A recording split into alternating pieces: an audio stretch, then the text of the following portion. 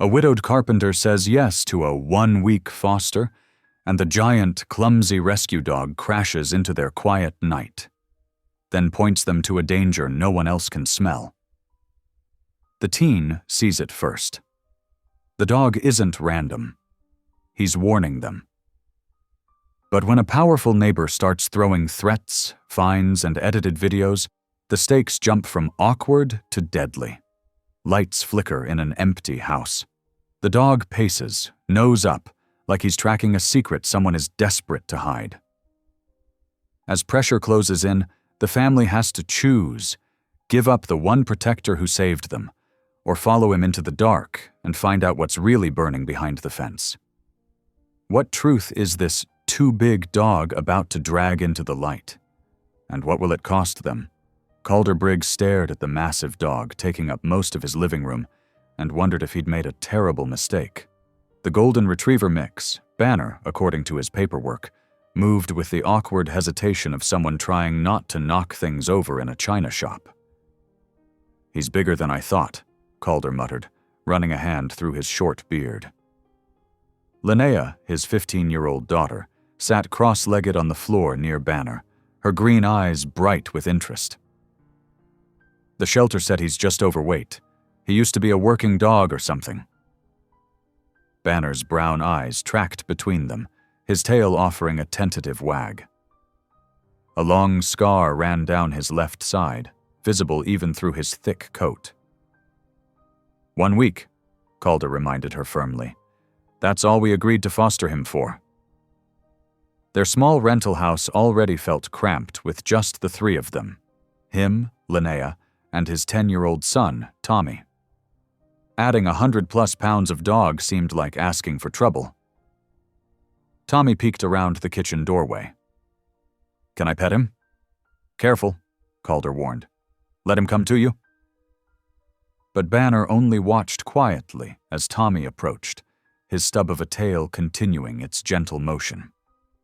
When Tommy's small hand touched his fur, the dog leaned slightly into the contact. "He's soft," Tommy whispered. Calder checked his watch.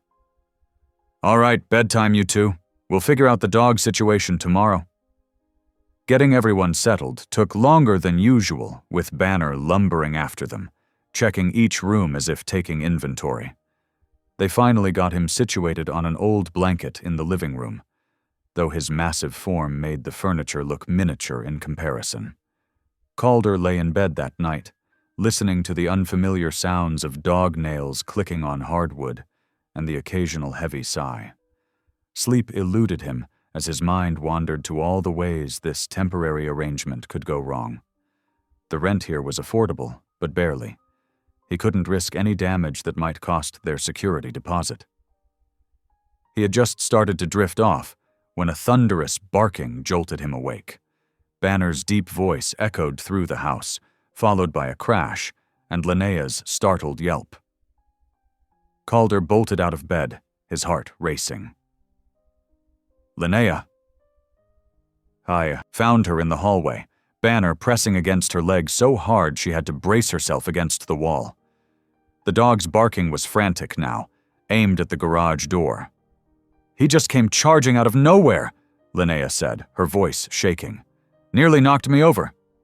"Get back," Calder ordered, reaching for the garage door handle. Banner's barking grew even more intense. The moment Calder opened the door, a sharp, distinctive smell hit him. Gas. His blood ran cold as he flipped on the light and saw the water heater in the corner. "Call 911, he said sharply. "Everyone out of the house, now." They gathered on the front lawn in their pajamas, watching as firefighters confirmed what Banner had somehow known: a dangerous gas leak that could have filled the house while they slept, could have sparked into an explosion from the smallest flame. "You're lucky," the fire chief told them. "If your dog hadn't alerted you." He didn't need to finish the sentence. Calder looked down at Banner, who sat calmly between Linnea and Tommy, as if he hadn't just saved all their lives. The dog's eyes met his, and Calder saw something there, an intelligence, a purpose, that made him question his initial judgment.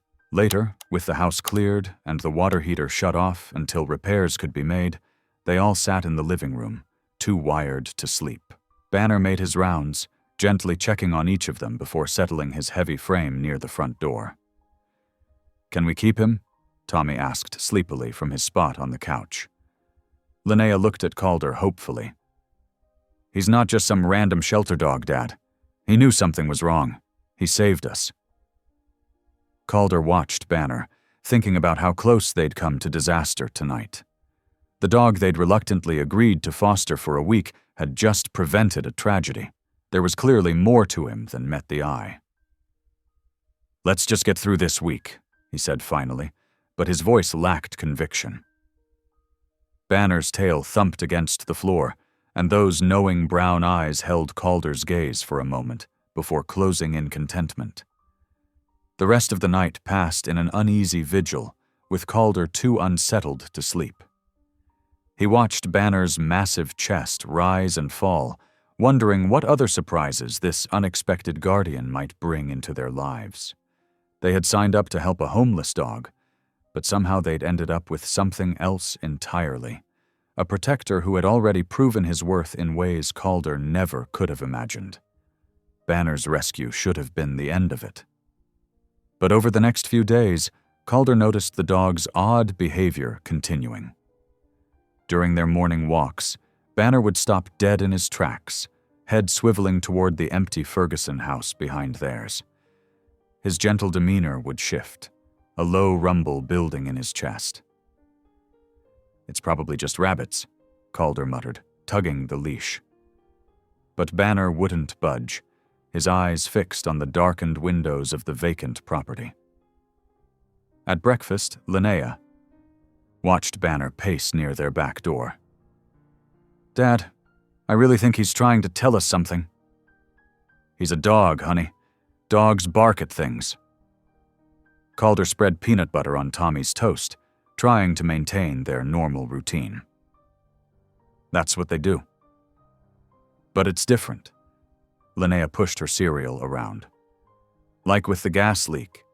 He knew something was wrong before any of us did." "That was..." Calder paused, searching for the right words. "That was just good timing. Dogs have better noses than we do." A sharp knock at the front door made them all jump. Banner's head snapped up, his hackles rising. On their doorstep stood Prentice Vale, president of the Oakwood Heights HOA. His crisp polo shirt bore the logo of his roofing company, and his smile didn't reach his eyes. "Mr. Briggs," Vale said, consulting a clipboard. "We've received several complaints about excessive barking and an unauthorized pet on the property." Calder's jaw tightened. "Banner's been registered with the rental office. We're fostering him." Vale made a show of writing something down.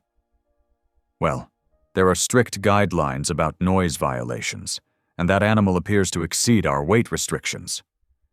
"He's a rescue dog," Linnea cut in from behind Calder. "He saved our lives." Vale's smile grew colder. "Young lady, rules exist for a reason. We can't have dangerous animals disturbing the peace of our community." "Dangerous?" Calder felt his temper rising. "The only thing dangerous around here was that faulty water heater that nearly killed us." "Yes, I heard about that unfortunate incident." Vale's pen scratched across his paper.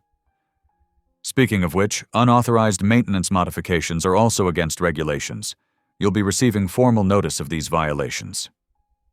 After Vale left, Calder closed the door with more force than necessary. Banner watched him with those knowing eyes, tail drooping. "He's just a bully," Linnea said fiercely. "Banner hasn't done anything wrong." But the citations kept coming. Every day brought a new complaint. Improper lawn maintenance, unapproved window coverings, parking violations. Each one bore Vale's signature, each fine more excessive than the last. During their evening walks, Calder noticed other neighbors hurrying inside when they passed. Whispered conversations stopped. Curtains twitched. Banner seemed to sense the tension, staying closer to their legs, his usual cheerful demeanor subdued. The pressure built like a storm about to break. Calder found himself jumping at unexpected sounds, checking windows, counting the days until Banner's foster period ended. The dog's constant vigilance was wearing on him, the way he stationed himself by doors at night, his sudden alerts at seemingly nothing. One evening, as thunder rolled in the distance, Banner's growls drew Calder to the kitchen window. The dog stood rigid, staring at the Ferguson house again.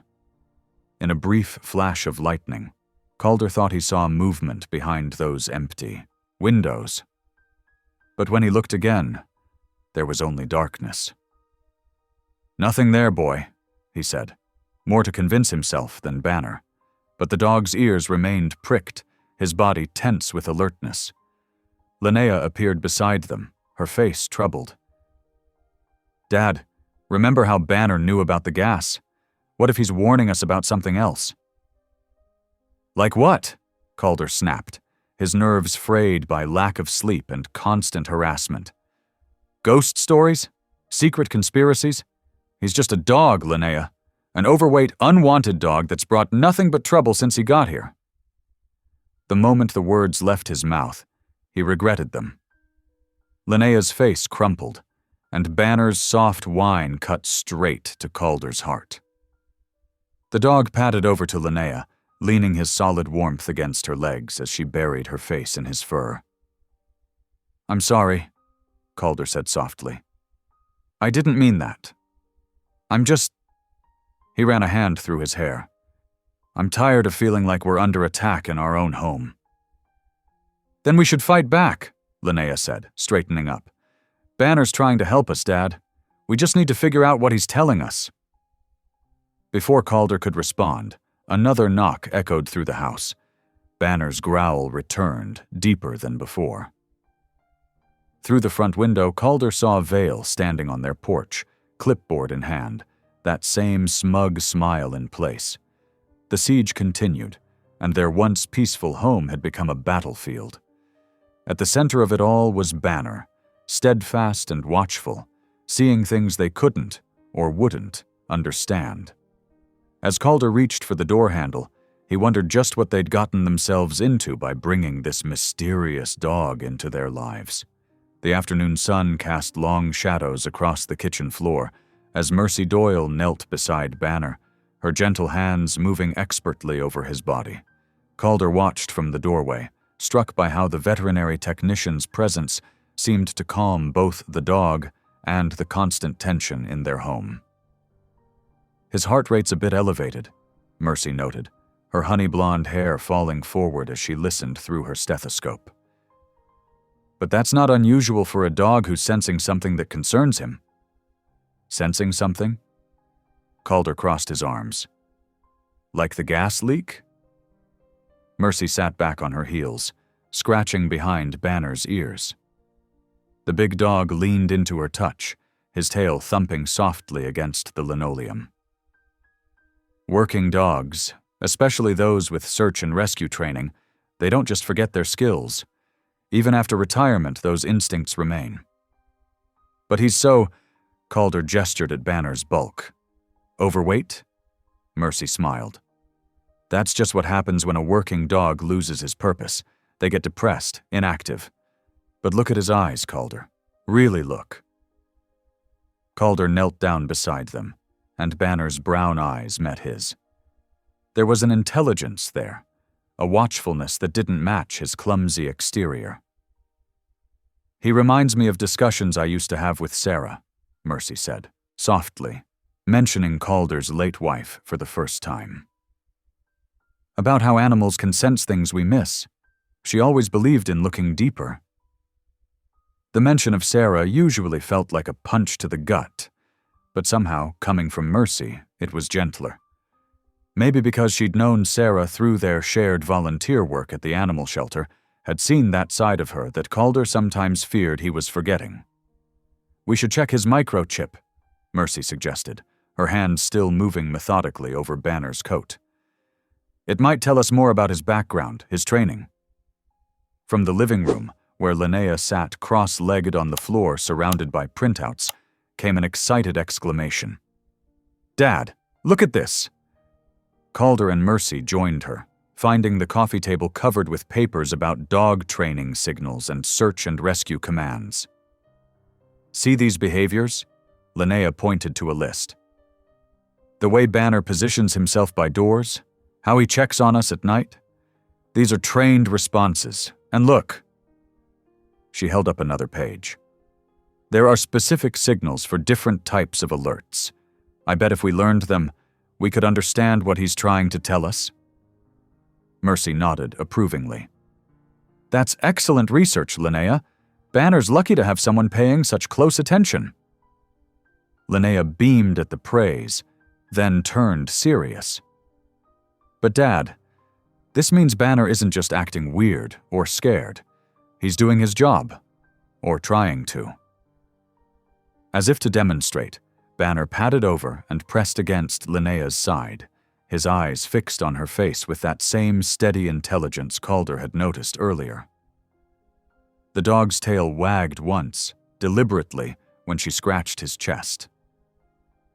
"The shelter said he was surrendered," Calder mused, "but they didn't mention anything about special training."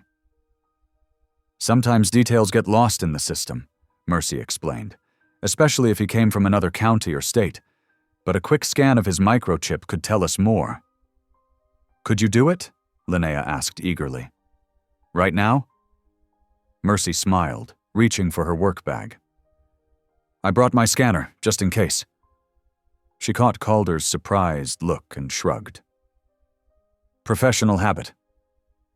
As Mercy ran the small device over Banner's shoulder blades, Calder found himself noticing things about her he hadn't before. The confident efficiency of her movements, the way her presence made the room feel calmer, more hopeful. She reminded him of Sarah in some ways, but the comparison didn't hurt like he expected. "Got it," Mercy said, checking the scanner's display. "Looks like he was registered to a canine training facility in Colorado about 3 years ago. I can make some calls, see what else we can find out." 3 years? Linnea frowned. What happened to him between then and now? "That's what we need to figure out." Mercy's hand rested briefly on Calder's arm. "Whatever it was, he clearly hasn't forgotten his training. He's still trying to help people, to help your family." Banner chose that moment to sit up straighter, his ears pricked toward the window. But instead of his usual alert barking, he looked back at them expectantly, as if hoping they'd finally understand. "I've been reading about hand signals," Linnea said, reaching for one of her printouts. "Maybe if we—" She held her palm out flat, then raised it slowly. Banner's eyes tracked the movement, his posture shifting subtly. "He knows it." Linnea's face lit up. "Dad, did you see?" For the first time since Banner had arrived, Calder felt something shift inside him, a warming of the cold, practical shell he'd built around himself since Sarah's death. Here was his daughter, showing the same passionate curiosity her mother had possessed. Here was Mercy, bringing her quiet wisdom into their home. And here was Banner, this mysterious dog who might be more than just a temporary foster after all. "We'll need to work with him," Mercy said, her soft brown eyes meeting Calder's. "Help him get back in shape, learn his signals. That is—" She hesitated. "If you're planning to keep him?" The question hung in the air, weighted with more than just Banner's future. Calder looked at his daughter, already deep in study of another training manual, then at Banner, who returned his gaze with steady patience. "I think," Calder said slowly, "we need to understand what he's trying to tell us first." Mercy's smile warmed something in his chest that had been cold for far too long. "I'd be happy to help with that." Mercy tapped away at her phone, her brow furrowed in concentration. "The microchip registration leads to Mountain Search K9 Training Center in Colorado. I'm looking up their contact information now." Linnea hovered nearby, one hand absently stroking Banner's head. "Can you call them right now?" "It's worth a try." Mercy put the phone on speaker as it rang. After 3 rings, a gruff voice answered. "Mountain Search, this is Jim." "Hi, I'm Mercy Doyle, a vet tech from Cedar Grove. We have a dog here with a microchip registered to your facility from about 3 years ago." There was a pause. "What's the registration number?" Mercy read off the string of digits from her scanner. Papers rustled on the other end of the line. "Yeah, that'd be Banner. Big golden lab mix. He was one of our best trainees until—" Jim's voice caught slightly. "Well, there was an accident during a mountain rescue. Rock slide. Banner got caught protecting his handler. We thought he wouldn't make it." Linnea gasped softly, her arms tightening around Banner's neck.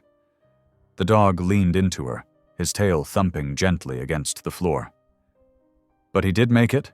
Calder asked, stepping closer to the phone. "Yeah, he pulled through. But his handler—" Jim cleared his throat. "Guy couldn't handle the guilt, I guess. Transferred to another unit, surrendered Banner to a shelter. By the time we found out, Banner had been moved. We lost track of him." "What was he trained for, specifically?" Mercy asked. "Everything. Search and rescue, cadaver detection, gas leaks, you name it. That nose of his was exceptional. Still is, I'd bet, even if he's out of practice." Calder's mind flashed to the gas leak Banner had detected. "So when he alerts to something—" "Take it seriously," Jim said firmly. "Those instincts don't just disappear. They might get buried under trauma or neglect, but they're still there."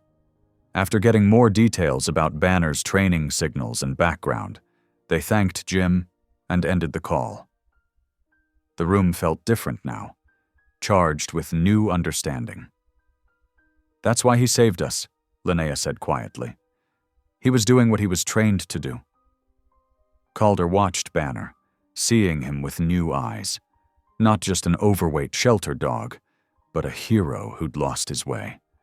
Like all of them, in a way. The moment was shattered by sharp knocks at the front door. Banner's demeanor changed instantly, hackles rising, a low growl rumbling in his chest.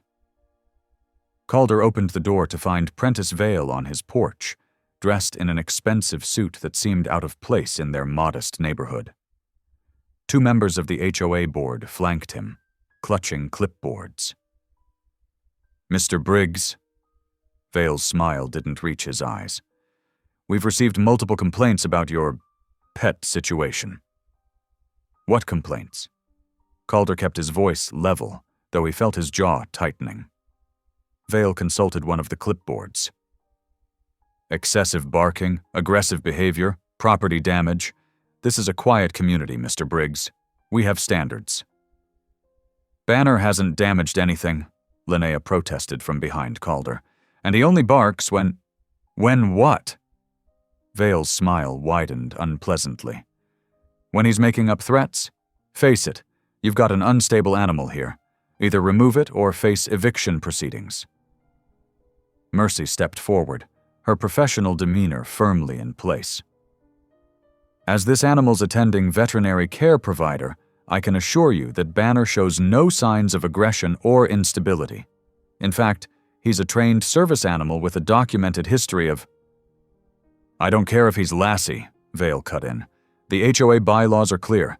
Any pet deemed a nuisance must be removed within 48 hours of official warning." He thrust a paper at Calder. "Consider yourself warned." As Vale and his entourage turned to leave, Banner moved to the doorway. His posture was alert but controlled, his eyes fixed on Vale with an intensity that made the man take an involuntary step back. "Keep that beast away from me," Vale snapped, his composed facade cracking slightly. After they left, Calder studied the warning notice, his hands clenched around the paper. "This is ridiculous. They can't," Mercy agreed. "Not legally. Banner's rights as a service animal are protected, even if he's currently retired. Plus, I've got documentation of his training now. We can fight this." "But why?" Linnea asked, her voice small. "Why does Mr. Vale want Banner gone so badly?" Calder looked down at Banner, who had returned to his vigilant monitoring of the back window, his gaze fixed on Vale's property beyond their yard.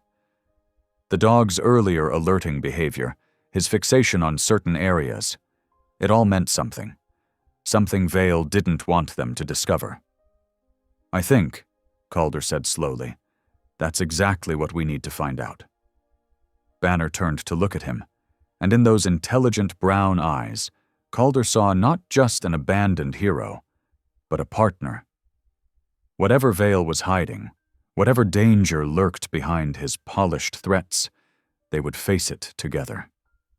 Banner's nails clicked against the hardwood floors as he paced back and forth in front of the living room window.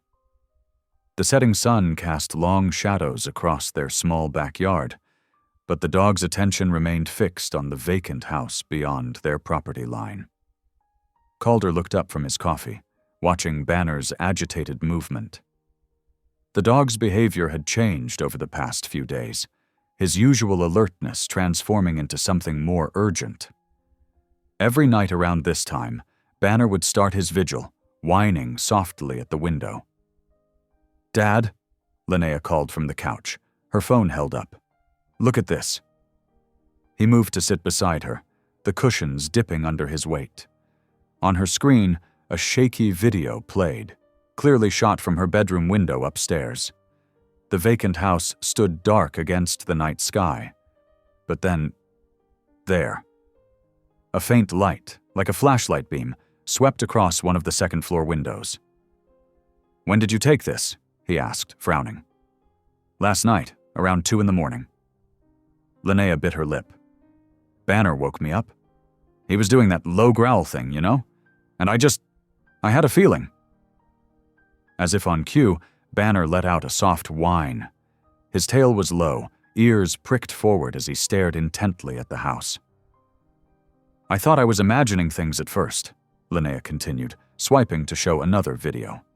This one showed indistinct shadows moving behind the curtains. "But look, someone's definitely in there." Calder felt a chill run down his spine. The vacant house had been empty for months, ever since Vale Properties bought it in a foreclosure sale. At least, it was supposed to be empty. Why hasn't anyone else noticed? He wondered aloud. The lights only come on super late, and they're really dim. Plus, Linnea gestured to Banner. Nobody else has a former search and rescue dog watching the place. Banner turned to look at them, as if knowing they were talking about him. His brown eyes seemed troubled, carrying a weight of knowledge he couldn't communicate. A sharp knock at the front door made them all jump. Banner's demeanor changed instantly, hackles rising as he moved to stand between them and the entrance. Calder opened the door to find a courier holding yet another certified letter. His heart sank as he saw the Vale Properties letterhead. Inside, he read the complaint out loud. Continuous disruptive barking at all hours, aggressive territorial displays, clear danger to the community. His voice hardened with each accusation. This is ridiculous. Banner barely makes a sound unless he's trying to warn us about something, Linnea finished. She had moved to kneel beside Banner, her arm draped protectively over his broad shoulders. Calder stared at the letter, something shifting inside him. For months after Sarah died, he'd been operating on autopilot, moving through life like a ghost, taking the path of least resistance. When problems arose, he retreated. When challenges appeared, he found ways around them, always choosing the quiet option, the safe option. But now, watching his daughter's fierce protectiveness of Banner, seeing the dog's unwavering dedication to keeping them safe despite Vale's threats, something long dormant stirred to life. "Get your camera ready," he said to Linnea. "Tonight we're going to document everything Banner alerts to, every light, every shadow, every sound." Linnea's eyes widened, Really? You believe me? I believe Banner, Calder said firmly. And I believe there's a reason Vale's so desperate to get rid of him. Whatever's happening in that house, he doesn't want us watching. That night, they set up a makeshift observation post in Linnea's room. She positioned her phone on a stack of books, recording the vacant house through the window. Banner lay between them, alert but calm, as if relieved they were finally paying attention. Just after midnight, Banner's ears perked up. A faint glow appeared in one of the downstairs windows of the vacant house. Through the camera's zoom, they could make out moving shadows, at least two distinct shapes. "Trespassers," Calder muttered, reaching for his phone to call the police. But Banner's reaction was strange. Instead of barking at the intruders, he pressed closer to Linnea, his body tense with anxiety. This wasn't the behavior of a guard dog spotting strangers. This was something else. "Dad," Linnea whispered, "I don't think these are just random break-ins." Before Calder could respond, headlights swept across the street. A black SUV with tinted windows pulled up to the vacant house. Banner let out a low growl as a familiar figure stepped out, Prentice Vale himself, looking far too polished for a midnight visit to an empty property. They watched in tense silence as Vale unlocked the front door and disappeared inside. Minutes later, the dim lights went out completely. "Keep recording," Calder told Linnea, his voice tight with controlled anger. All those complaints, the threats of eviction, the sudden interest in their quiet family. It wasn't about Banner being a nuisance. It was about silencing the one witness who could expose whatever Vale was hiding in that house. Banner pressed his nose against the window, his breath fogging the glass.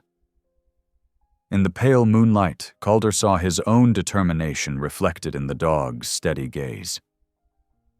They weren't going to back down this time. Whatever Vale was involved in, whatever danger lurked behind those darkened windows, they would face it together. For the first time since Sarah's death, Calder felt truly awake. The fog of grief that had surrounded him began to lift, replaced by a fierce resolve. His wife had always been the fighter in the family, the one who stood up against injustice. Maybe it was time he honored her memory by doing the same. Linnea's hands shook slightly as she mounted the small, motion-activated camera to her windowsill. Mercy steadied her grip, showing her how to angle it properly. "There you go," Mercy said softly. "Make sure it has a clear view of the whole property." Banner sat between them, his tail thumping gently against the floor. His presence seemed to calm Linnea's nerves. "I feel kind of silly," Linnea admitted, adjusting the camera's position. "What if we're wrong? What if Banner's just being weird?" Mercy pulled out a small notebook, already filled with careful observations. "Look at this pattern," she said, pointing to the timestamps she'd recorded. "Every time Banner alerts, it's between 11 p.m. and 2 a.m. And notice something else?" She flipped through more pages. "The strongest reactions are all on windy nights." Linnea's eyes widened. "When scents travel better?" "Exactly." Mercy smiled. "Search and rescue dogs are trained to follow specific scents. Whatever Banner's detecting, it's not random." They set up a simple spreadsheet on Linnea's laptop to log Banner's reactions. Each night, they noted the time, weather conditions, and intensity of his response. Banner seemed to understand they were finally paying attention. His alerts became more focused, less frantic. Downstairs, Calder sat at the kitchen table, staring at the growing pile of complaints from Vale Properties. The pieces were there, forming a picture he didn't want to see. The vacant house, the late-night activities, Vale's desperate attempts to force them out. But accusing someone like Vale, with his connections and influence, that was another matter entirely. A week into their surveillance, Vale made his move. Calder was at his workshop, finishing up a custom cabinet installation, when Vale burst through the door. His expensive suit was rumpled, and angry red marks showed on his forearm. "Your monster attacked me," Vale's voice carried through the whole shop. "Look at this!" He thrust his arm forward, showing what looked like fresh bruises. Calder's stomach dropped. "That's impossible. Banner's been home all day with—" "I have witnesses," Vale cut him off. "And footage. That dog is a menace, and now I have proof." Later that afternoon, an emergency HOA meeting was called. Vale presented edited security camera footage showing a large dog matching Banner's description lunging at him near the vacant property. The image was grainy, the angle suspicious, but the damage was done. "This animal must be removed immediately," Vale declared to the nodding heads of the HOA board, "or the Briggs family will face eviction and legal action." Calder sat silent, his fists clenched under the table. He knew Banner hadn't left their yard. The dog was still recovering from arthritis treatments Mercy had started, but Vale's influence ran deep. The next morning, a city inspector showed up at Calder's workshop. The man barely looked at anything before writing up multiple violations.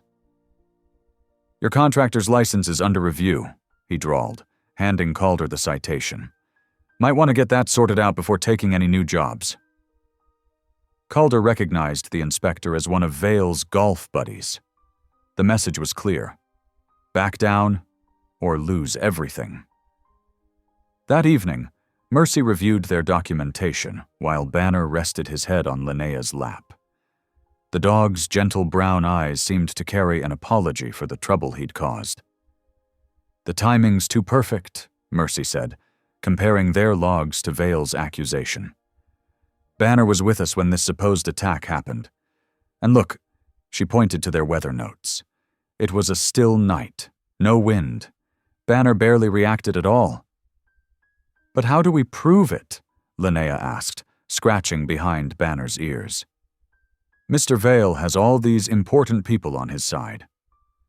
Calder leaned against the kitchen counter, feeling the weight of each threat.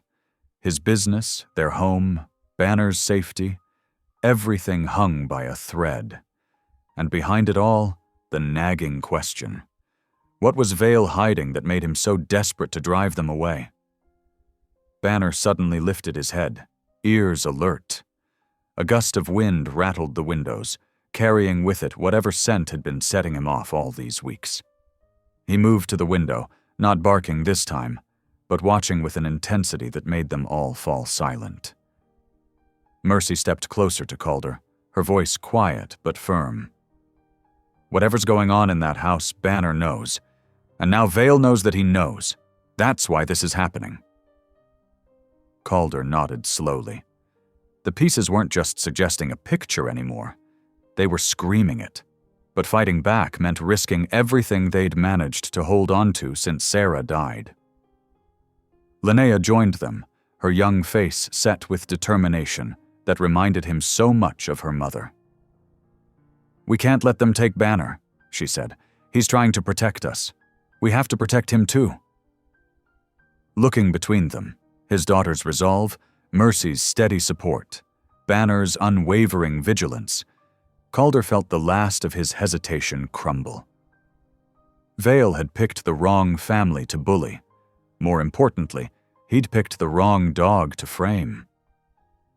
Mercy's fingers flew across her phone screen as she paced the Briggs' living room.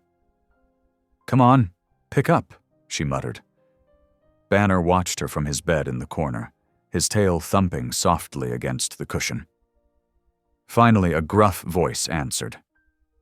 "Hello? Mr. Davidson? This is Mercy Doyle. We spoke last week about Banner, the retired search and rescue dog." "Ah, the washout. What's he done now?" Mercy switched to speakerphone so Calder and Linnea could hear. "He's been alerting to something specific. Always the same location, strongest reaction on windy nights. We've been logging his behavior and it's consistent." There was a long pause. "Tell me exactly what he does." Linnea jumped in. He gets super focused, like he's trying to find the source. Sometimes he whines and paws at the ground, and his nose, it's like he's trying to follow something in the air. What about barking? Aggressive behavior? No, Calder said. He's alert but not aggressive, except when Vale showed up. Wait. Davidson cut him off. Before his injury, Banner was cross-trained, search and rescue primary, but we had him working accelerant detection too. Some dogs just have the nose for it. The room fell silent. Mercy's hand trembled slightly as she held the phone. Accelerant? You mean like gasoline, lighter fluid? Anything used to start fires, Davidson confirmed. If he's catching chemical traces on the wind, that's probably what's triggering him. Banner was one of our best before the accident. Those instincts don't just disappear. Linnea's eyes went wide. Dad, the vacant house. That's what he's been trying to tell us. Calder ran a hand through his hair, looking older in the fading daylight. If Vale's storing dangerous chemicals. Or worse, Mercy added softly. After hanging up, they gathered around the kitchen table. Linnea spread out their observation logs, dozens of pages covered in her careful handwriting. Times, dates, weather conditions, Banner's reactions. She'd even drawn little diagrams showing wind direction. Look, she said, pointing to a pattern. His strongest reactions are always between 11 at night and 2 in the morning. And here, she flipped through her phone, showing them photos of the vacant house. Those weird lights we saw? They match the same times. Mercy leaned closer, studying the logs. We need to be systematic about this. If we're going to take it to the authorities, we need concrete evidence. The fire marshal, Calder said. If there are illegal chemicals being stored, that's their jurisdiction. He looked exhausted but determined. The constant pressure from Vale had taken its toll, but now they had direction. They spent the next hour organizing their documentation. Mercy created a spreadsheet matching Banner's alerts to weather data. Linnea compiled all her photos and videos, including the suspicious lights and movements they'd observed. Calder sketched a detailed map of the property layout, marking Banner's regular patrol spots and the places where his reactions were strongest. Banner watched them work, his gentle brown eyes moving from person to person. When Linnea yawned, he brought her his favorite toy, a gesture that made them all smile despite the tension. We should set up better cameras, Linnea suggested, scratching Banner's ears. The motion sensor ones aren't clear enough at night. Mercy nodded. I have a friend who does security installations. Maybe we could... A sudden gust of wind rattled the windows. Banner was on his feet instantly, moving to his usual spot by the back door. But this time, instead of barking or pawing, he just stood rigid, nose working the air. They all froze, watching him. This was different from his previous alerts, more focused, more certain. Get the camera, Calder whispered to Linnea. Document everything. While Linnea recorded Banner's behavior, Mercy grabbed their log sheets. Time is 11:47 p.m. Wind from the southeast, approximately 8 to 10 miles per hour. Banner showing full alert posture, no vocalization. They worked quickly, professionally, like a team that had finally found its rhythm. This wasn't about a nuisance dog anymore. This was about uncovering something dangerous, something Vale had been willing to destroy their lives to keep hidden. We need one clear event, Calder said, watching Banner's unwavering focus. Something undeniable, with all the documentation to back it up. Then we take everything to the fire marshal. Linnea lowered her phone, her young face serious in the dim light. What if Mr. Vale figures out what we're doing? He's already trying to get rid of Banner. That's why we have to be careful, Mercy said. And thorough. The evidence needs to be strong enough that they can't ignore it. Banner finally relaxed his stance, returning to Linnea's side. She hugged him close, burying her face in his thick fur. "We won't let them take you," she promised. "You're helping us do the right thing." Calder watched his daughter with the dog, this unlikely hero who'd stumbled into their lives and given them purpose again. Whatever Vale was hiding in that vacant house, whatever threats he made, they would face it together. They worked late into the night, organizing their evidence and planning their next steps. Banner dozed nearby, but they noticed he still twitched at every gust of wind, ever vigilant. His training hadn't failed. It had just been waiting for the right moment, the right family, to resurface. Linnea sat cross-legged on her bedroom floor, her laptop balanced precariously on her knees. The glow from the screen cast eerie shadows across her tired face as she clicked through hours of nighttime footage. Her eyes burned from staring at the monitor, but determination kept her searching. Banner dozed beside her, his steady breathing and occasional soft snores a comforting rhythm in the quiet house. The oversized retriever mix had sprawled out, his warm body providing a welcome presence as the night grew later. "Wait!" She sat up straighter, hitting pause so abruptly that her laptop nearly slid off her knees. Her heart hammered against her ribs. "Dad! Mercy, come look at this!" Heavy footsteps thundered up the stairs as Calder and Mercy rushed to her room. The floorboards creaked under their hasty approach, and Banner's ears perked up at the commotion. They crowded around the laptop screen, shoulders pressed together in the cramped space, where Linnea had captured something deeply disturbing. The grainy footage showed 3 men, their faces strategically hidden under low-pulled baseball caps, carrying large rectangular boxes into the vacant house across the street. The timestamp in the corner of the screen read 12:17 a.m., the digits glowing an accusatory white. "That was last night," Linnea whispered, her voice barely audible, as if the men might somehow hear her through the recording. "During Banner's strongest alert. He was going crazy at the window right when this was happening."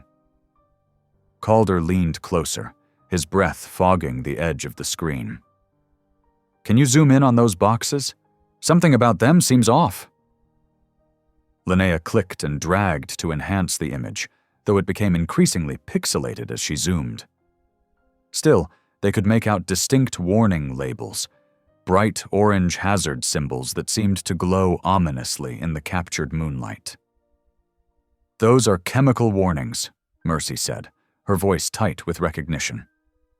"Like what we use at the vet clinic for dangerous materials. See that diamond shape with the flame icon? That indicates highly flammable contents."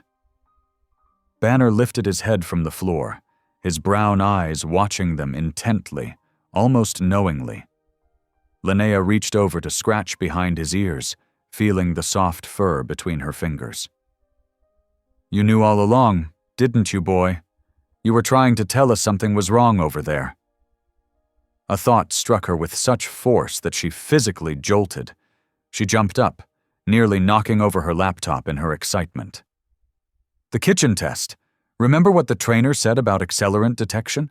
How some search and rescue dogs are cross-trained." Minutes later, they gathered in the kitchen under the harsh fluorescent lights. The linoleum floor felt cold beneath their feet as Mercy carefully placed a cotton ball soaked in a tiny amount of lighter fluid on a metal baking tray. She handled it with latex gloves, keeping it at a safe distance. Banner, who had been waiting patiently by the doorway, immediately tensed when the cap came off the fluid bottle.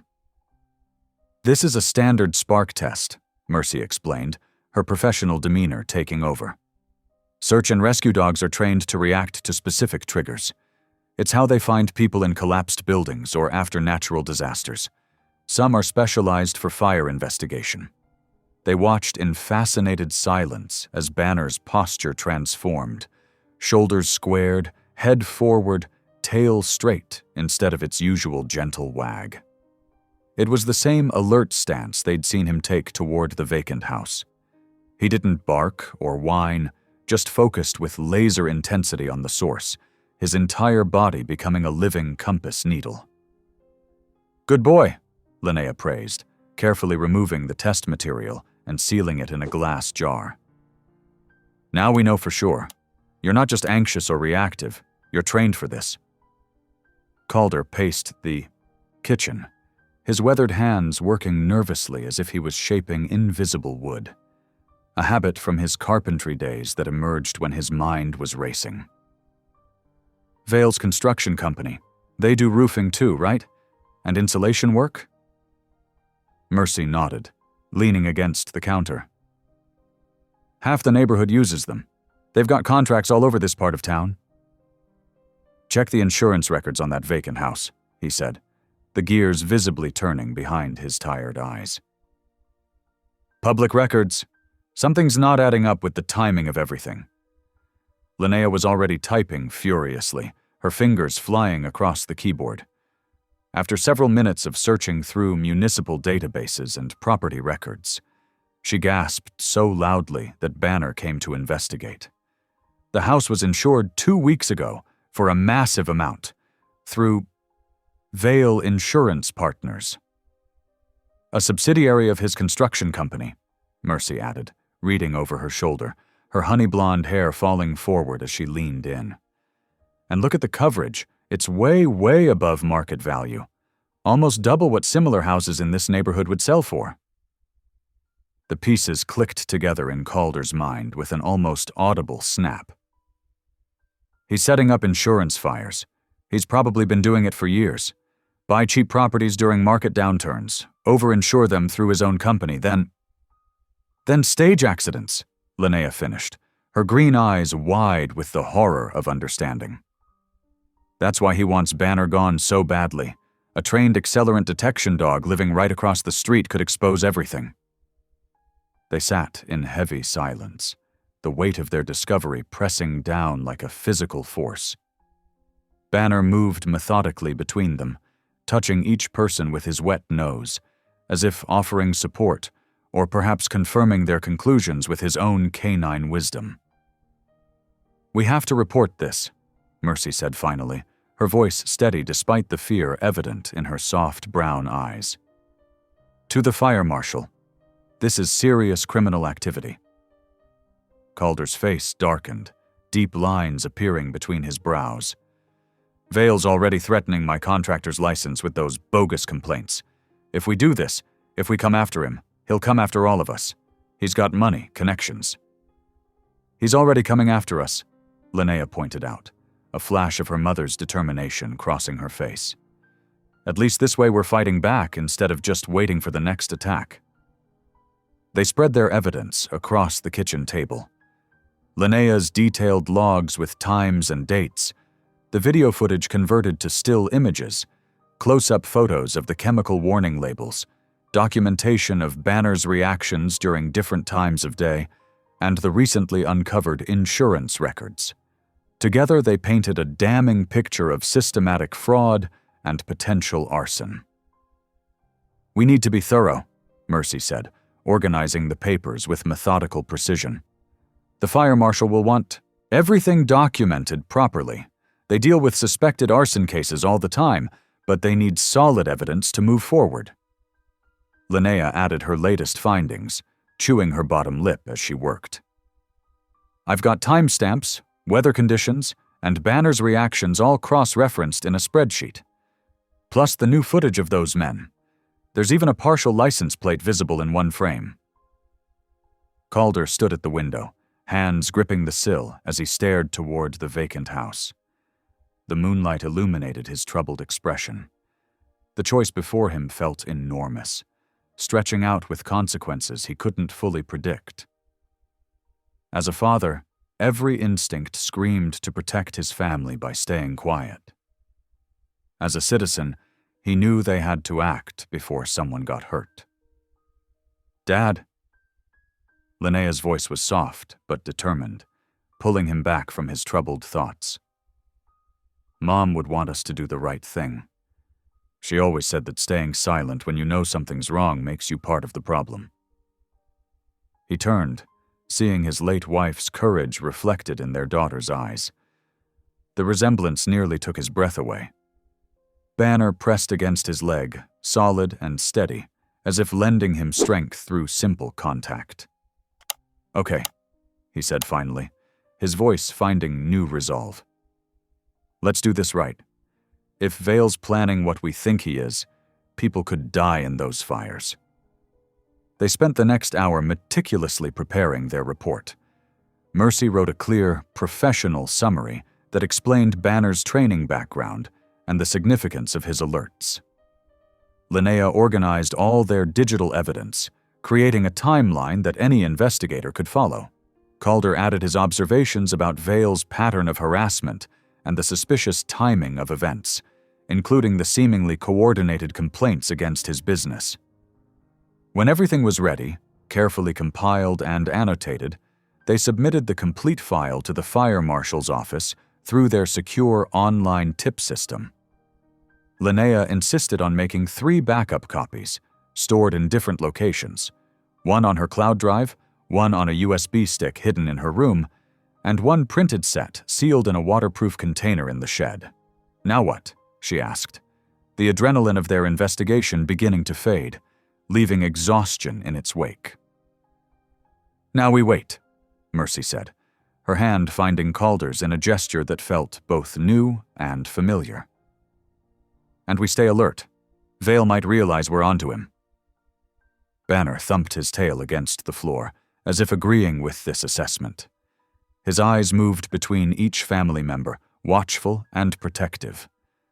Whatever came next, they would face it together. A family strengthened by truth, protected by a dog who had found his purpose again, who refused to ignore danger even when it would have been easier to stay silent. The morning after submitting their report, Calder arrived at his workshop to find a bright orange notice plastered across the door. His hands trembled as he read the official city letterhead. "Immediate inspection required. Multiple code violations reported." The paper fluttered slightly in the morning breeze, its garish color seeming to mock him. Inside, his phone buzzed relentlessly with messages from 3 different city departments. Each one cited separate violations that would require expensive fixes, electrical systems that had suddenly fallen out of compliance, ventilation issues that hadn't existed during previous inspections, storage compliance problems that seemed invented out of thin air. The timing wasn't subtle. It was a sledgehammer wrapped in bureaucratic red tape. Calder ran his weathered hand over his face, feeling the rough stubble beneath his fingertips. The workshop that had once been his sanctuary now felt like a trap closing in around him. "Quite a mess you've got here," a familiar voice called from the doorway. Vale stood there, hands tucked casually in his expensive suit pockets, wearing a smile that didn't reach his cold, calculating eyes. Sunlight glinted off his polished shoes, a stark contrast to the sawdust-covered floor of Calder's workspace. "These violations seem pretty sudden," Calder said, keeping his voice steady despite the anger churning in his stomach. "Shop passed inspection 3 months ago with flying colors. Not a single violation noted." Vale shrugged, the gesture practiced and dismissive. "Standards change. Safety first, right? The city can't be too careful these days." His eyes wandered around the workshop, taking in the half-finished projects and tools that represented Calder's livelihood. "Speaking of safety," he pulled out his phone with manicured fingers, showing a social media post about a dangerous dog in their neighborhood. The post had dozens of shares already, complete with angry comments demanding action. "We both know Banner never bit you," Calder said, his jaw tightening as he looked at the inflammatory post. The image showed a generic aggressive dog, nothing like Banner's gentle demeanor. "Do we? There are witnesses who say different. Concerned citizens who value the safety of their families." Vale stepped closer, his expensive cologne cutting through the scent of wood and varnish. He dropped his voice to a confidential murmur. "It's not too late to fix this, Briggs. Get rid of the dog, withdraw any complaints you might have filed, and these issues could disappear. Like magic." He snapped his fingers for emphasis. The sound echoed in the workshop, hanging in the air between them like a threat. After Vale left, trailing smugness in his wake, Calder's hands wouldn't stop shaking. The tremors traveled up his arms as he dialed his biggest client to explain the delay on their custom cabinets, only to learn they'd already canceled the order. "Heard some concerning things?" they said vaguely, discomfort evident in their tone. "Nothing personal, but we can't risk the association right now." By the time Calder locked up the workshop, perhaps for the last time, a voice whispered in his mind. The orange notice seemed to have grown larger, more glaring, a beacon announcing his vulnerability to anyone who passed by. At home that evening, Linnea was fighting battles of her own. She paced the living room, her auburn hair escaping from its messy ponytail as she gestured angrily at her phone screen. Her social media accounts were flooded with posts about Banner, doctored photos showing him snarling with bared teeth, fabricated stories about supposed attacks on children and the elderly, warnings to keep pets and family members away from the Brig's dangerous animal. "They're lying," she said, throwing her phone down onto the couch cushions with such force that it bounced. "Banner hasn't hurt anyone. He never would. He saves people. That's what he was trained to do." Her green eyes flashed with indignation, tears of frustration threatening at the corners. As if hearing his name, Banner padded over from his spot by the window, his nails clicking softly on the hardwood floor. He rested his heavy golden head on her lap, his brown eyes, soulful and intelligent, looking up at them with complete trust. The scar along his left flank seemed more prominent today, a reminder of all he'd already survived. "Maybe," Calder started, his voice rough with emotion he couldn't fully express. "Maybe we should consider—" "No!" Linnea wrapped her arms around Banner's thick neck, burying her face in his warm fur. "We can't give him up. He's family now. He's our guardian. He chose us, Dad." Her voice cracked on the last word. Banner leaned into her embrace, his solid weight a comfort against the storm raging around them. "I have to protect you," Calder said, sinking into the armchair across from them. "Vale's not going to stop. The shop, our reputation, your safety, it's all at risk now. This isn't just about a dog anymore." "Banner protected us first," Linnea insisted, looking up with fierce determination. "The gas leak, remember? And now he's helping us stop Vale from hurting other people with his dangerous buildings. We can't abandon him just because it's getting hard. That's exactly what Vale wants." The doorbell rang, cutting through the tension. Mercy arrived with dinner, homemade lasagna and fresh bread, another act of quiet support that had become regular lately. The scent of garlic and tomatoes filled the room as she set the dishes down, her honey-blonde hair falling forward as she unpacked the food. She listened as they explained Vale's latest moves, her calm presence a balm to their frayed nerves. "Classic intimidation tactics," she said thoughtfully, scratching Banner's ears as she settled beside Linnea on the couch. The dog leaned into her touch, his eyes half closing in contentment. "He's trying to isolate you, make you feel powerless, cut you off from support and resources." "It's working," Calder admitted, staring down at his hands. Hands that built things, fixed things, but couldn't seem to protect his family from this invisible assault. "Only if we let it," Linnea said, straightening her shoulders. "We have proof. The fire marshal has our evidence about the faulty wiring and the other properties. We just have to hold on until they complete their investigation." Banner moved between them, touching each person in turn with a gentle nudge.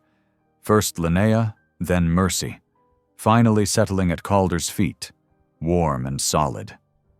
His tail thumped once against the floor, as if punctuating a decisive statement. Looking down at the dog, Calder remembered that first night, how Banner had barreled through their lives with urgent purpose, leading them to the gas leak that might have killed them in their sleep. How many other homes had Vale targeted with his corner-cutting construction? How many fires narrowly avoided, or worse, actually set?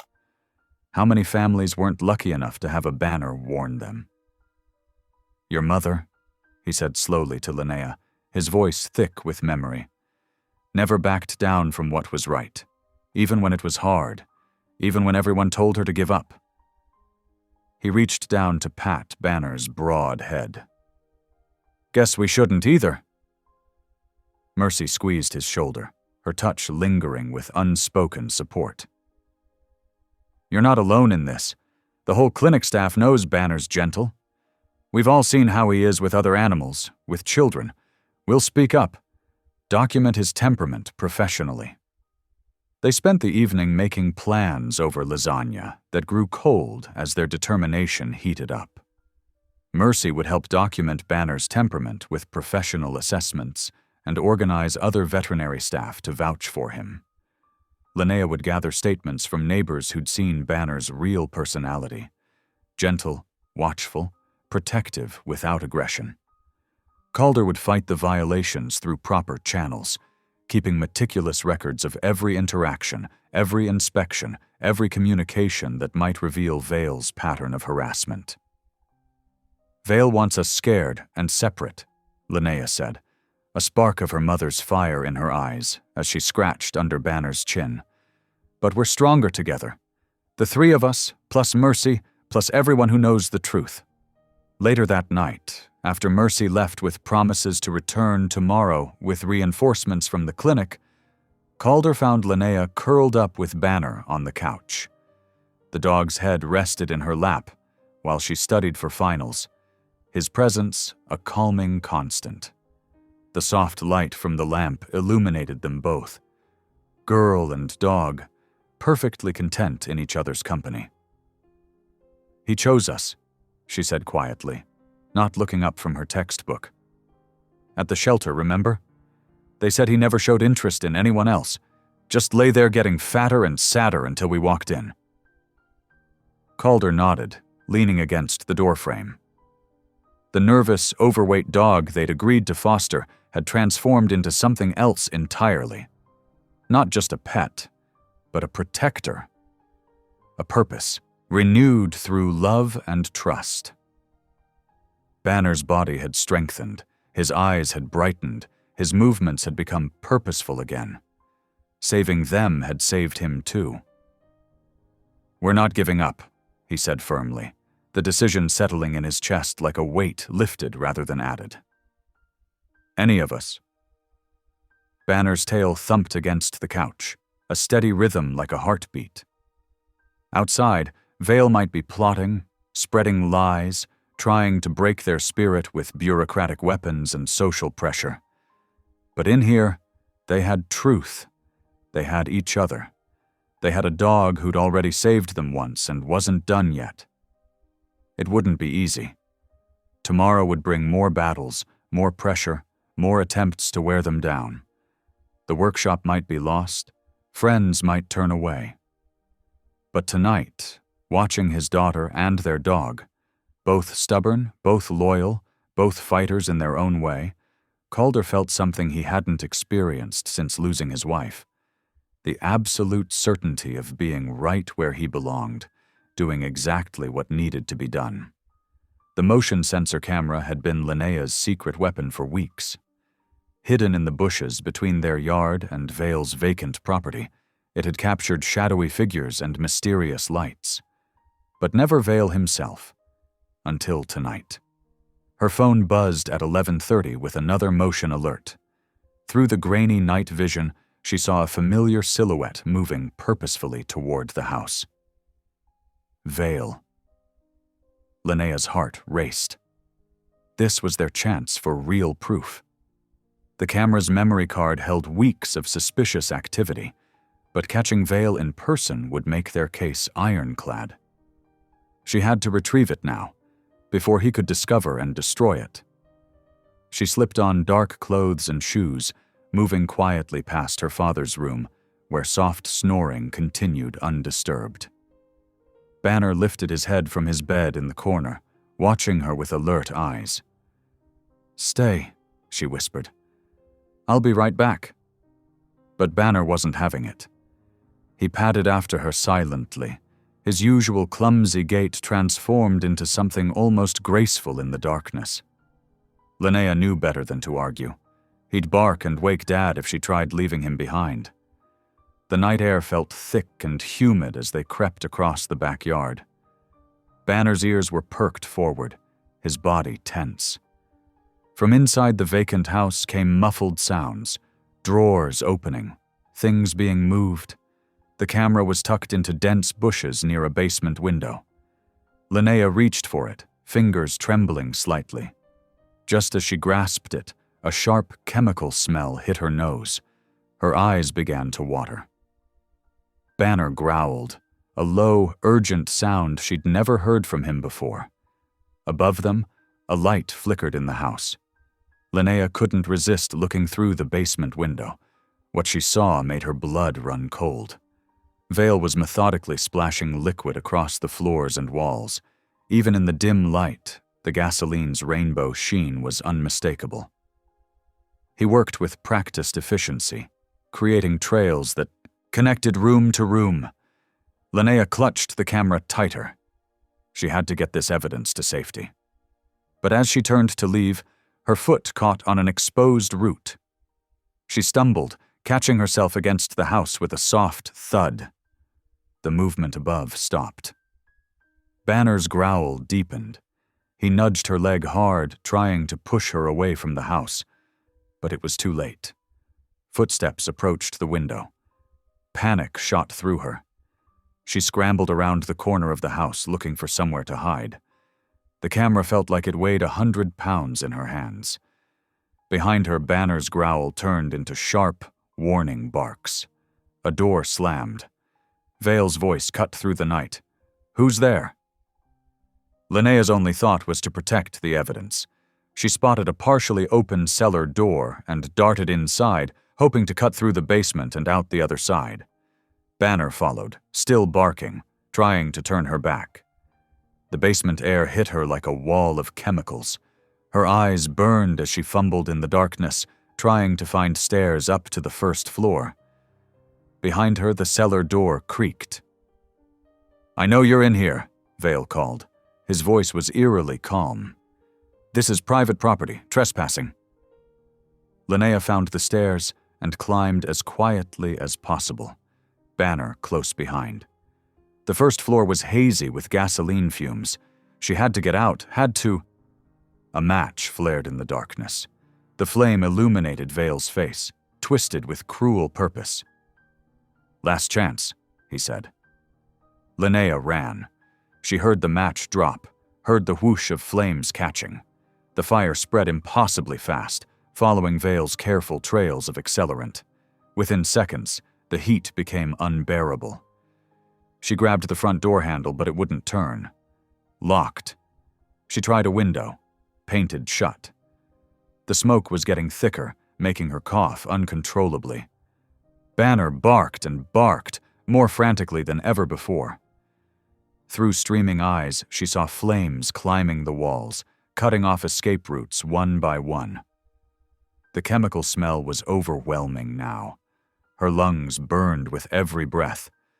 Banner's barks changed pitch, becoming desperate howls that pierced the roar of the fire.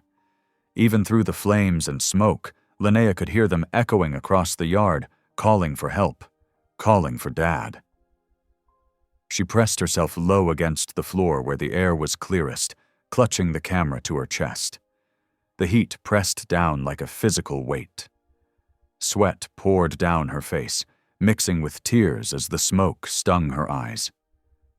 Banner stayed beside her, his body trembling but refusing to leave. His howls grew hoarser but didn't stop. Through the flames, Linnea thought she heard someone shouting her name. Then the front door splintered inward. Through the smoke and fire stepped her father, bandana pressed over his face, eyes wild with fear and determination. "Linnea! Dad! Here!" Banner's barks guided Calder through the inferno. The dog pressed close against Linnea, showing the clearest path. through the flames. The camera slipped from her grip as her father reached for her hand. The fire roared louder, feeding on the gasoline-soaked walls. Flames licked at their heels as Calder pulled Linnea toward the broken door, Banner leading the way through the smoke. Through the raging inferno, Calder could barely make out shapes in the swirling chaos around him. The smoke was so thick it felt solid, an oppressive presence pressing against his eyes and lungs despite the bandana tied across his face. His chest burned with each ragged breath. But Banner's desperate barks, sharp, insistent, and somehow clearer than they'd ever been, cut through it all, guiding him deeper into the burning house where his daughter remained trapped. A massive crash shook the floor beneath his feet as part of the ceiling collapsed behind them, sending a shower of burning debris cascading down. Heat blistered against Calder's back, scorching through his shirt as he stumbled forward, following Banner's voice like a lifeline in the darkness. The dog's usually clumsy, unsteady movements were now precise and purposeful, his training resurging through years of neglect as he darted through the flames with the skill and determination of his search and rescue days. "Linnea," Calder's voice was raw from the smoke, scraping painfully against his throat. "Baby, where are you?" The desperation in his own voice terrified him, the thought of losing his daughter after everything else nearly bringing him to his knees. A weak cough answered from somewhere ahead, barely audible over the roar of the fire consuming the house around them. Banner surged forward at the sound, his golden body disappearing into the black smoke without hesitation. Calder heard the dog's nails scrabbling frantically against debris, followed by more urgent barking. Different now, a distinct pattern he'd never heard before. He found them in what used to be the kitchen, now a hellscape of twisted metal and burning wood.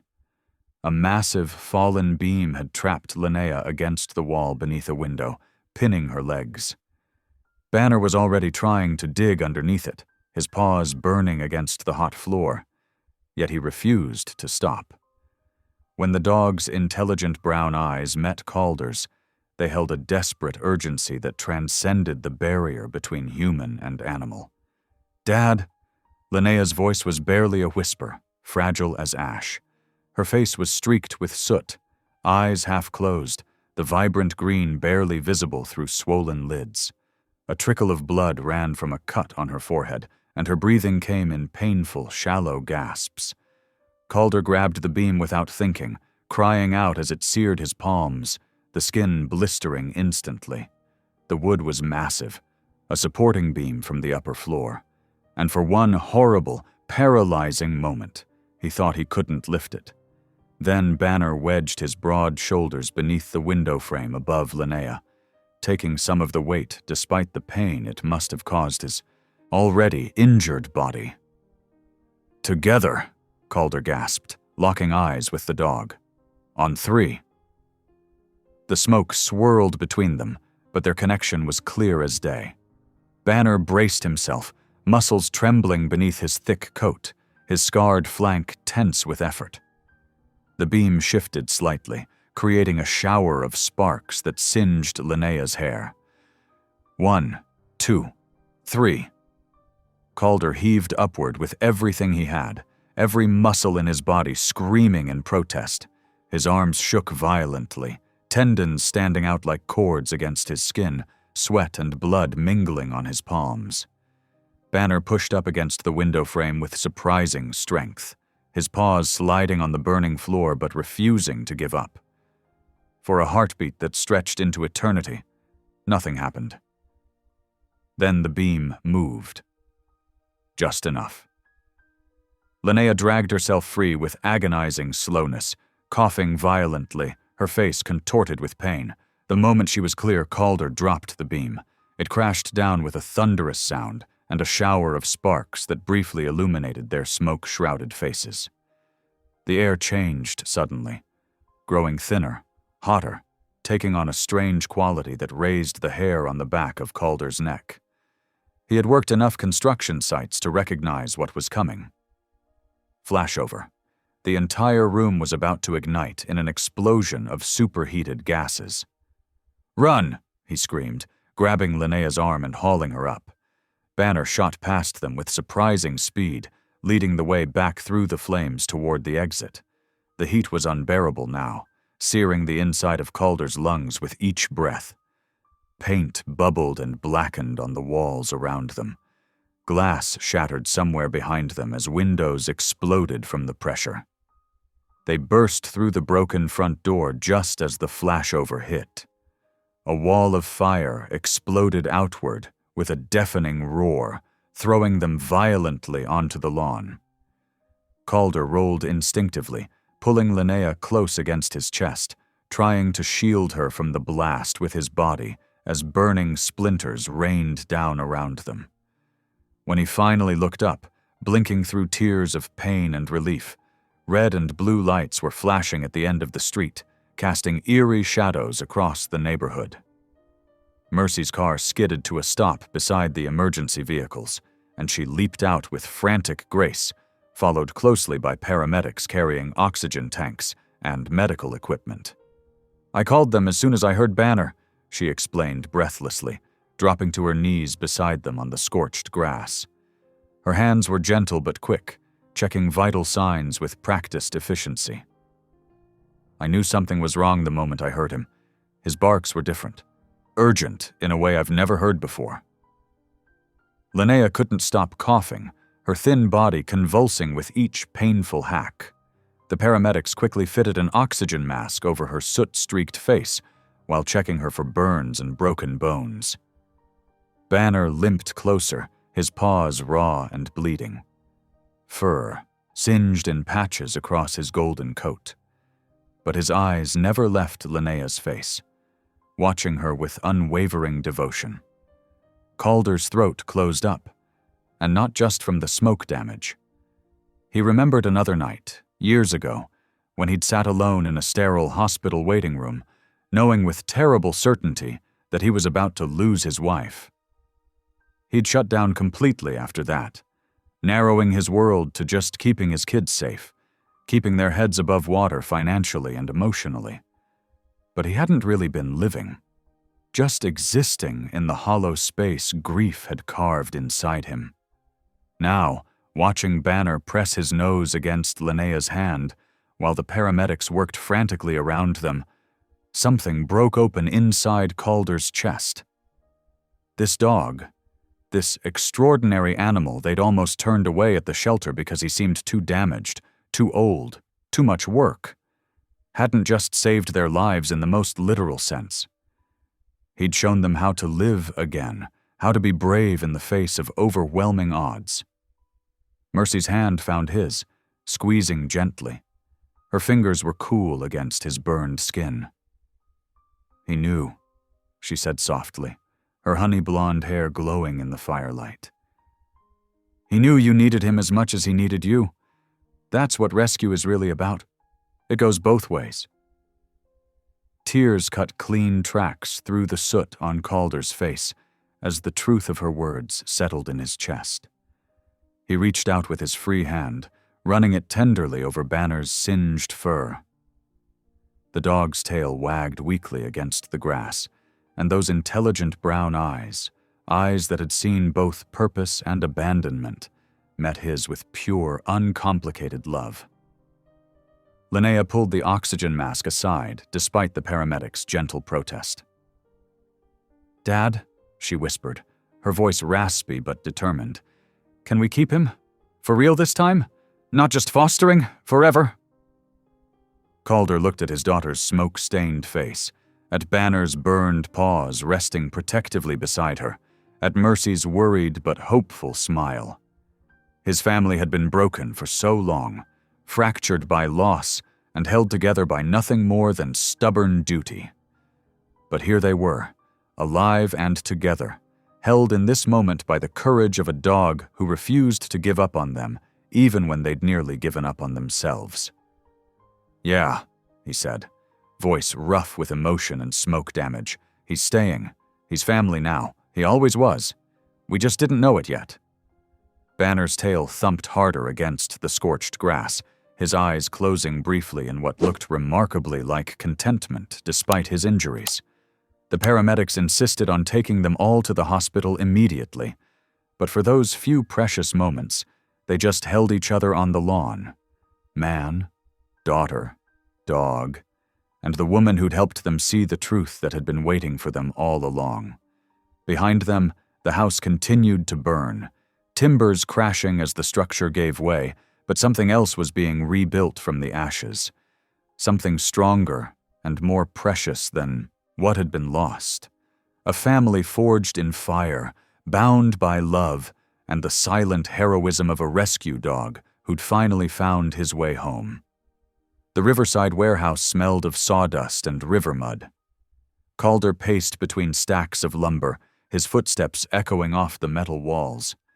His hands were still bandaged from the fire, a constant reminder of what Vale had nearly taken from him. "Are you sure about this?" Mercy asked, adjusting the tiny microphone hidden under his collar.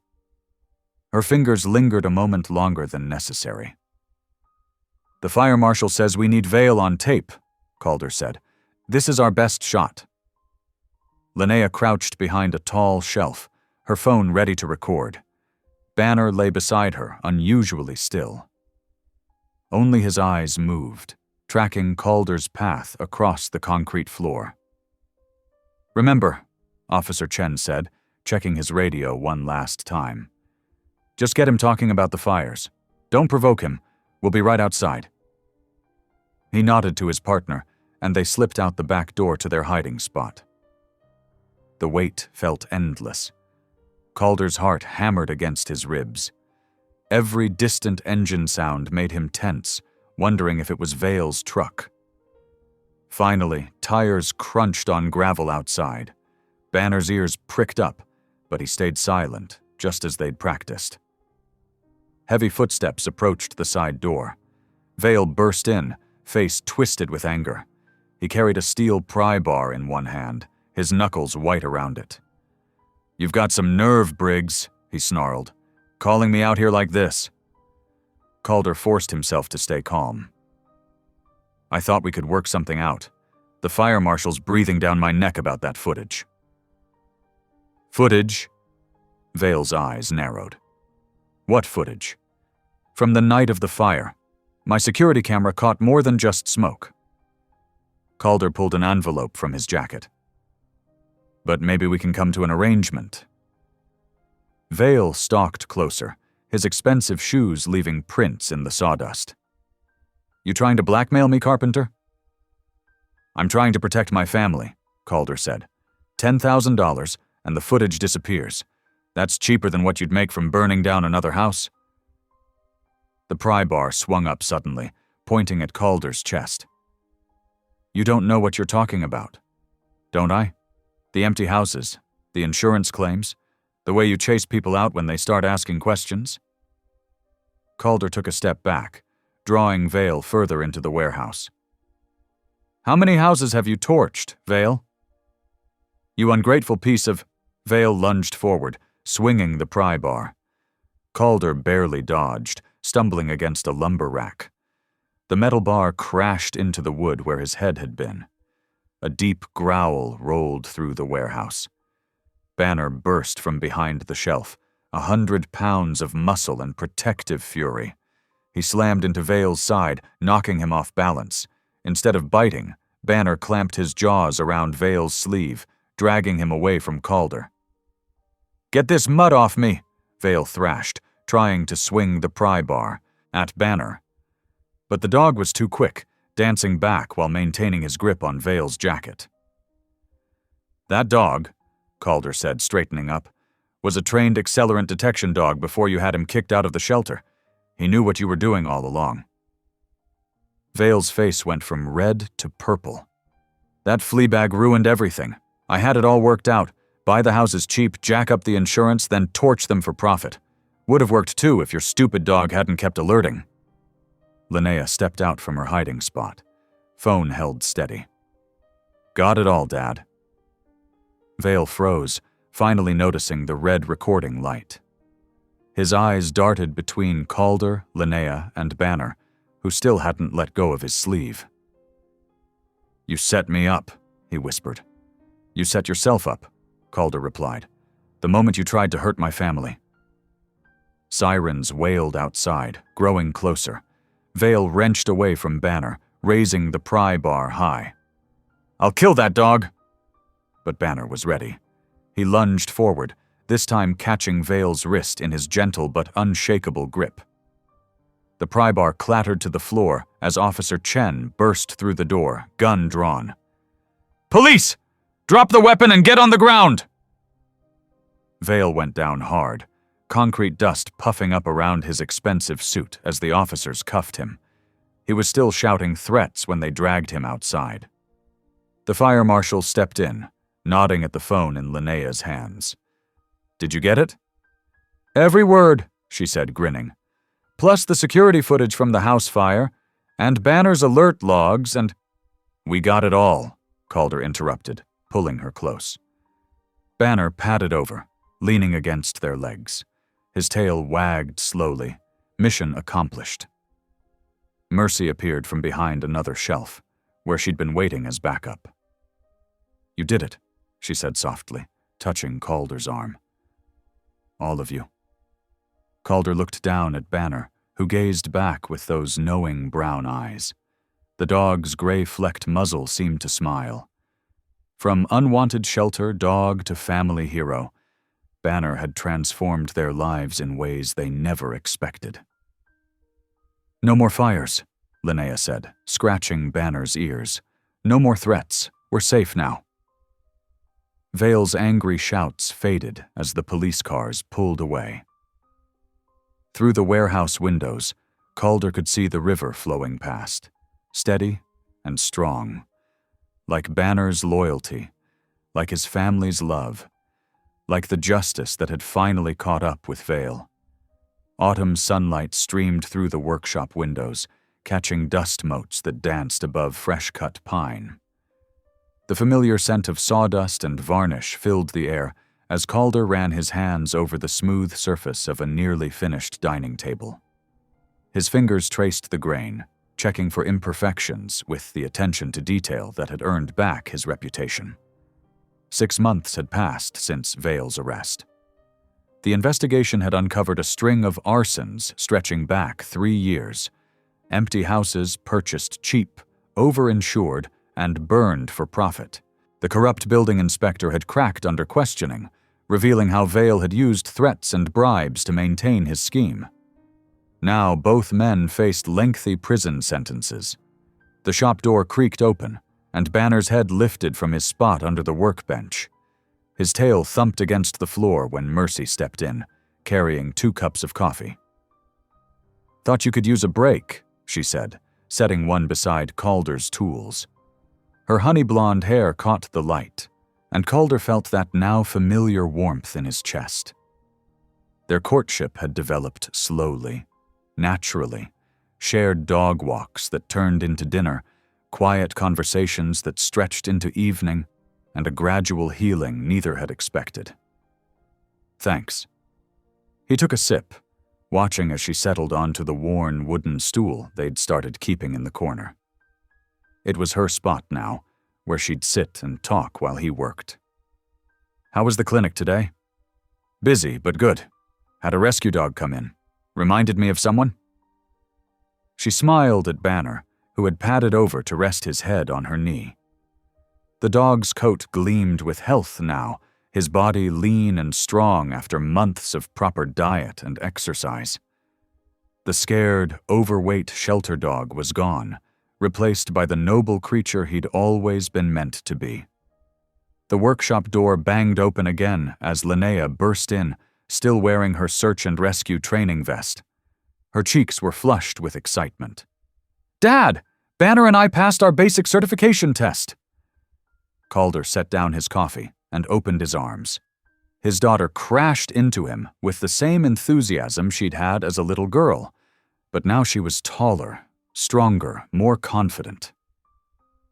Banner circled them both, sharing their joy. "That's wonderful, sweetheart." He held her at arm's length, taking in how much she'd grown. Not just in height, but in spirit. The angry, withdrawn teen who'd lost her mother was blooming into a determined young woman who'd found her purpose. "Your mom would be so proud." Linnea's eyes softened at the mention of her mother. Time was when that would have brought only pain, but now the memories held more comfort than sorrow. "I think she led Banner to us somehow. You know, watching over us." Calder nodded, unable to speak past the sudden tightness in his throat. Mercy stood and squeezed his hand, understanding without words. "The trainer said Banner's probably got another good 5 years of service ahead of him," Linnea continued, dropping to her knees to ruffle the dog's ears. "We're going to specialize in wilderness rescue. All that nose work he did catching Vale, that was just the beginning." Banner's tail wagged harder at her excited tone. His muzzle might be graying, but his eyes were bright and alert as ever. The scar along his flank had faded to a pale line, barely visible through his golden coat. "Speaking of beginnings," Mercy said, "how's the table coming along?" She ran her hand along the polished edge. "This is beautiful work, Calder." He ducked his head, still, unused to praise. "It's getting there. Should be ready for delivery next week." His business had recovered slowly but steadily, word spreading about his craftsmanship. The workshop was full of orders now. Tables, cabinets, custom pieces that would become part of other families' homes and histories. "Hey, Dad?" Linnea stood up, brushing sawdust from her knees. "I was thinking, maybe we could build something together, like a special bed for Banner. You could teach me some basics." Calder's heart swelled. How long had he waited to hear those words? To share his craft with his daughter? "I'd like that. We could start this weekend if you want." "Really?" Linnea beamed. "I already have some designs sketched out." She pulled a folded paper from her pocket, spreading it on the workbench. Banner watched with interest as they bent over the drawing together. Mercy moved closer, slipping her arm through Calder's. "Look at you two," she said softly. "Finally planning for the future instead of just surviving the present." She was right. Somewhere between Banner's first alert and Vale's arrest, they'd stopped merely existing in the shadow of loss. They'd learned to live again, to hope again, to love again. The late afternoon light painted everything golden: Linnea's auburn hair, Banner's gentle eyes, Mercy's smile. Calder looked around his workshop, at the tools that had been his refuge, and were now becoming a bridge to his daughter. At the dog who had saved them in more ways than one, dozing peacefully under the bench between bursts of attention. At the woman whose patience and understanding had helped him open his heart again. "So what do you think, Dad?" Linnea pointed to part of her design. "Could we add a cushioned platform here? For his bad days when the weather makes his hip ache?" "We can do that," Calder said, already mentally calculating the measurements. "Maybe put some storage underneath for his training gear?" "Perfect. When can we start?" Calder smiled, realizing he hadn't done enough of that in recent years. "How about now? We've got enough daylight left to at least cut the basic frame." Banner's tail thumped against the floor as they gathered materials, his family whole and happy around him. He wasn't just a rescue dog anymore. He was their guardian, their hero, their heart, and they were his home.